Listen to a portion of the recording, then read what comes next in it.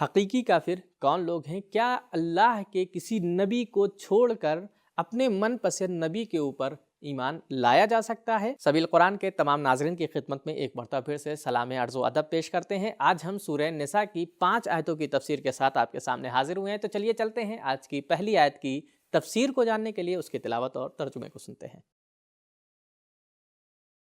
كتاب أنزلناه إليك مبارك ليدبروا آياته وليتذكروا بسم الله الرحمن الرحيم إن تبدوا خيرا أو تخفوه أو تعفوا عن سوء فإن الله كان عفوا قديرا۔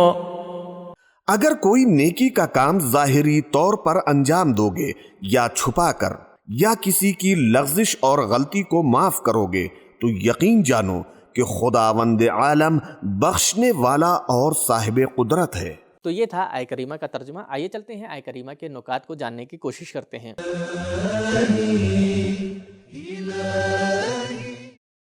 جب مظلوم کے پاس طاقت و قدرت ہو اور اس کا کسی ظالم کو معاف کرنا اس کی تربیت کے لیے مؤثر ہو تو اسے معاف کر دینا چاہیے۔ جہاں خاموشی ذلت کا سبب اور ظالم کی قوت کا سبب بن رہی ہو تو وہاں سکوت اور خاموشی اختیار نہ کرو بلکہ فریاد بلند کرو۔ انتقام اور قصاص حق ہوتا ہے اور معاف کر دینا اور درگزر کرنا فضل ہے۔ حضرت علی علیہ السلام کے قول کے مطابق دشمن کو معاف کر دینا اس پر قدرت حاصل کر لینے کا شکر ہے۔ اذا قدرت على عدوك فاجعل العفو عنه شکرا للقدرت علیہ۔ نہج البلاغہ کلمات قصار نمبر 11۔ ہم نے آیہ کریمہ کے نکات کو جان لیا ہے، بڑھتے ہیں آیہ کریمہ کے پیغامات کی طرف۔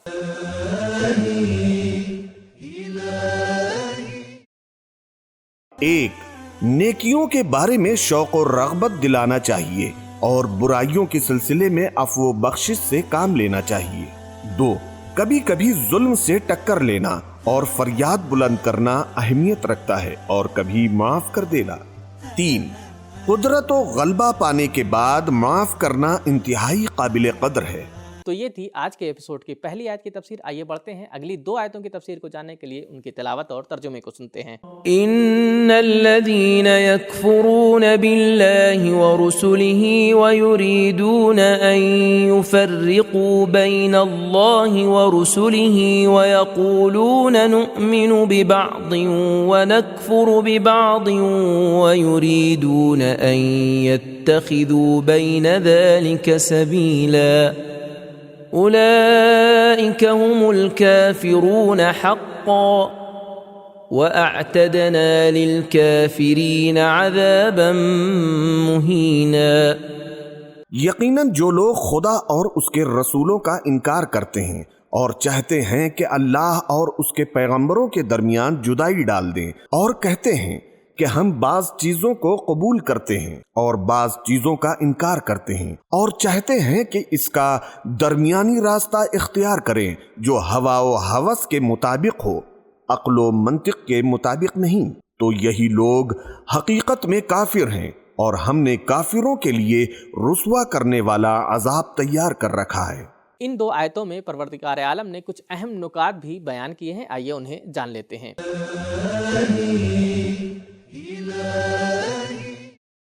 آیت نمبر 150 مبتدا کے مقام پر اور آیت نمبر 151 خبر کے مقام پر ہے۔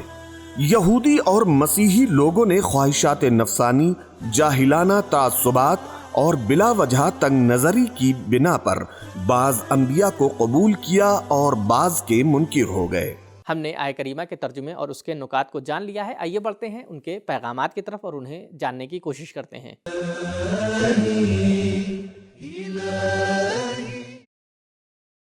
1. نبوت کا سلسلہ خدا کا ایک پرانا طریقہ کار رہا ہے جو زنجیر کی کڑیوں کی مانند ایک دوسرے سے ملا ہوا ہے، لہذا اس سارے سلسلے پر ایمان رکھنا ضروری ہے۔ ان الذین یکفرون باللہ ورسلہ۔ امامت کے حوالے سے بھی سارے ائمہ پر اعتقاد ہونا ضروری ہے۔ بعض کو قبول کرنا اور بعض کا انکار کرنا یا توقف اختیار کر لینا سارے ائمہ کے انکار کی طرح ہے۔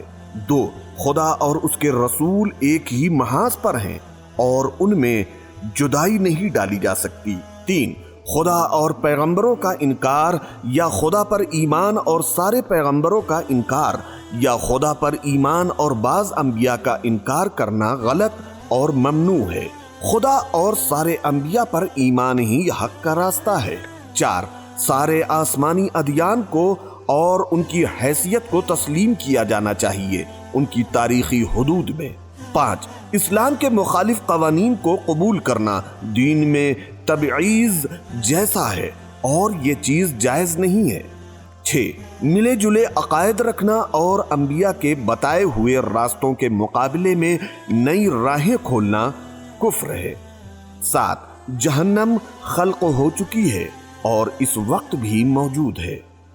تو یہ تھی آج کے ایپیسوڈ کی 3 آیتوں کی تفسیر۔ آئیے آج کے ایپیسوڈ کی 4تھی آیت کی تفسیر کو جاننے کے لیے اس کے تلاوت اور ترجمے کو سنتے ہیں۔ والذین آمنوا باللہ ورسلہ ولم يفرقوا بین احد منہم اولئک سوف یؤتیہم اجورہم وکان اللہ غفورا رحیما۔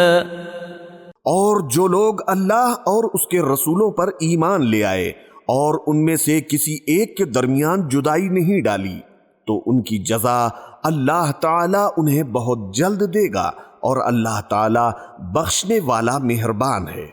اس آیت کریمہ کے ذیل میں مفسر نے کچھ اہم پیغامات بیان کیے ہیں، آئیے انہیں جان لیتے ہیں۔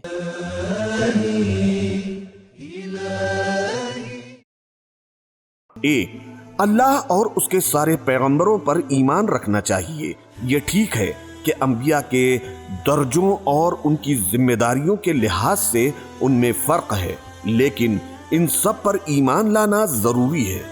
2، اس کے باوجود کہ ہمارا اپنا وجود، ہماری توفیقات اور اسباب و وسائل سب اس خدائے وحدہ لا شریک کا دیا ہوا ہے، پھر بھی وہ ہمیں اجر عطا فرمائے گا۔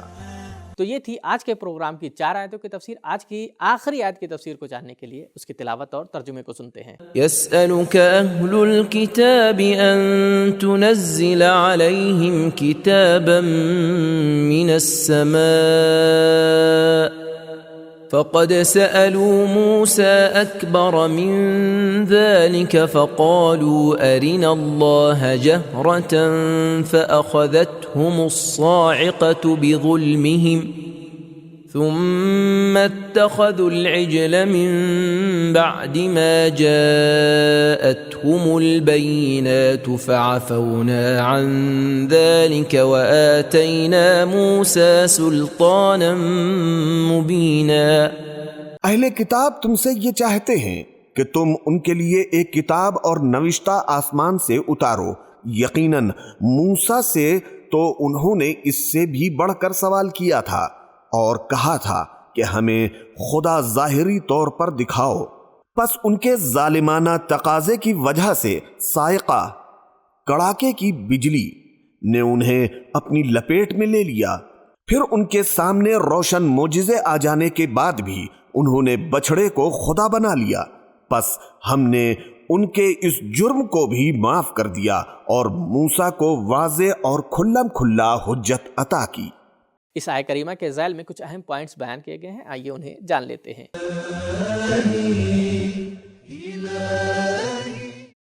یہودیوں اور پیغمبر خدا صلی اللہ علیہ وآلہ وسلم سے یہ تقاضا تھا کہ قرآن مجید بھی تورات کی مانند یکجا نازل ہو، لیکن یہ صرف ان کا ایک بہانہ تھا جس کے بارے میں اللہ تعالیٰ فرماتا ہے وَلَوْ نَزَّلْنَا عَلَيْكَ كِتَابًا فِي قِرْطَاسٍ فَلَمَسُوهُ بِأَيْدِيهِمْ لَقَالَ الَّذِينَ كَفَرُوا إِنْ هَذَا إِلَّا سِحْرٌ مُبِينٌ۔ سورہ انعام آیت نمبر 7۔ اگر ہم کاغذ پر لکھی لکھائی کتاب بھی تم پر نازل کرتے اور یہ لوگ اسے اپنے ہاتھوں سے چھو بھی لیتے، پھر بھی کفار نہ مانتے اور کہتے کہ یہ تو بس کھلا ہوا جادو ہے۔ کافروں کے ایمان نہ لانے کے بہانے ایک ہی جیسے ہیں۔ مشرکین بھی رسول خدا صلی اللہ علیہ وآلہ وسلم سے اسی قسم کے تقاضے کرتے تھے اور کہتے تھے وَلَن نُؤْمِنَ لِرُقِيِّكَ حَتَّى تُنَزِّلَ عَلَيْنَا كِتَابًا نَقْرَؤُهُ، سورہ اسراء آیت نمبر 93۔ ہم اس وقت تک تمہارے آسمان پر چڑھنے کے بھی قائل نہیں ہوں گے جب تک تم ہم پر خدا کی طرف سے ایک کتاب نازل نہ کرو گے کہ ہم اسے خود پڑھ بھی لیں۔ ہم نے آیہ کریمہ کے ترجمے اور اس کے اہم پوائنٹس کو جان لیا ہے۔ بڑھتے ہیں آیہ کریمہ کے میسیجز کی طرف اور انہیں ملاحظہ کرتے ہیں۔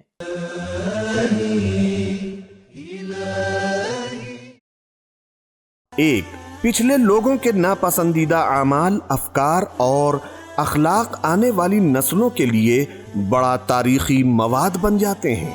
دو، بنی اسرائیل کو حق کی تلاش نہیں تھی، ورنہ اتنے معجزوں کے آ جانے کے باوجود بچھڑے کی پرستش اور پوجا کیوں کرتے؟ تین، کافروں کے ایمان نہ لانے پر پریشان نہیں ہونا چاہیے کیونکہ سارے انبیاء کے مقابلے میں ایسے ہی ضدی لوگ تھے۔ چار، جب خدا کو آنکھ سے دیکھا نہیں جا سکتا تو اسے دیکھنے کی درخواست ظلم و ستم ہے۔ پانچ، حق کے انکار اور فکری ٹیڑھے پن کی سزا قہر خداوندی کی صورت میں اسی دنیا میں مل جاتی ہے۔ 6، اللہ کی رحمت تو بچھڑا پرستی یعنی گناہوں کو بھی معاف کر دیتی ہے۔ 7، انبیاء کرام کو خدا کی حمایت حاصل ہوتی ہے۔ ناظرین اکرام، ہمارا ایپیسوڈ یہیں پر ختم ہوتا ہے۔ جانے سے پہلے آپ سے گزارش یہ ہے کہ اگر آپ نے ابھی تک سبیل قرآن کے چینل کو سبسکرائب نہیں کیا ہے تو ابھی سبسکرائب کریے اور بیل آئیکن کو دبانا مت بھولیے گا۔ اگر آپ سبیل قرآن کی تفسیر کی کوئز میں شرکت کرنا چاہتے ہیں اور ماہ رمضان المبارک کے کوئز میں شریک ہونا چاہتے ہیں تو ابھی سبیل قرآن کی ویب سائٹ پر جائیں اور وہاں جا کر ابھی رجسٹر کریں تاکہ ماہ رمضان کی کوئز میں شریک ہو سکیں۔ اب آپ سے اجازت چاہتے ہیں، ملتے ہیں اگلے ایپیسوڈ میں، تب تک کے لیے شکریہ، خدا حافظ۔ سبیل قرآن، قرآنی سماج کی پہچان۔